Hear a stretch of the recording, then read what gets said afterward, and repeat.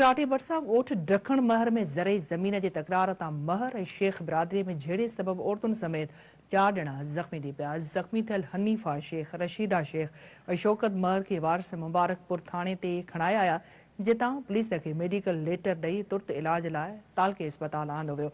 उन मौक़े ते ॻोठाणे ज़मीर हुसैन, ख़ैर मोहम्मद, नबी बख़्श ऐं ग़ुलाम नबी शेख जो चवणु हो त हू केतिरनि ई सालनि खां पंहिंजे ॻोठ में 4 एकड़ ज़रई ज़मीन खेड़ींदा पिया अचनि, जेका ज़ाती मिल्कियत आहे। हुननि चयो त आसिफ़ ऐं शाहिद महर हथियारबंद साण करे ज़मीन ट्रैक्टरनि ज़रिए काढ़ण लॻा त संदनि औरतुनि क़ुरान पाक हथनि में खणी मिंथूं कयूं त ज़ुल्म न कयो वञे।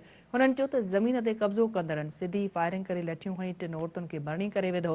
होॾां इल्ज़ाम हेठि आयल आसिफ़ खान राब्तो करण ते ॿुधायो त 100 एकड़ खां वधीक ज़रई ज़मीन आहे, जेका हू गुज़िरियल 50 सालनि खां काहींदा पिया अचनि। हारी ज़मीन में हर काहे रहिया हुआ त शेख बिरादरी जे माण्हुनि हमलो कयो। ॿिए तरफ़ SHO मुबारकपुर राब्तो करण ते ॿुधायो त ज़रई ज़मीन जे मामले तां महर ऐं शेख बिरादरी में झेड़ो थियो आहे। ॿिन्ही धुरनि जे ज़ख़्मियुनि खे मेडिकल लेटर ॾियण बाद वधीक जांच कई पई वञे।